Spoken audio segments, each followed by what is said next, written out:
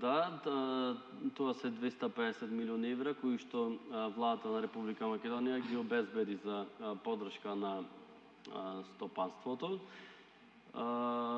Две транши до сега се реализираа за тој дел. Првата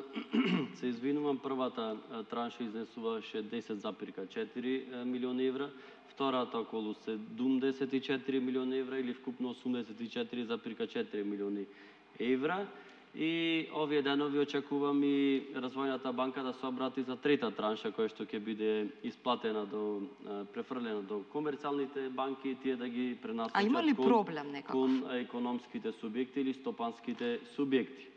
Тука ставот на државата е и со самото тоа кога го склучивме договорот со Развојната банка, нели законско решение постоеше во врска со тоа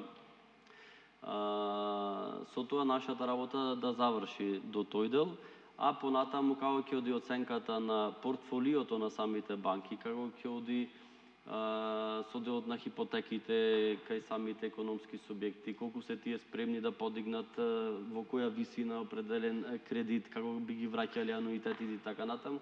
Тој дел го оставивме на банките, на комерцијалните банки.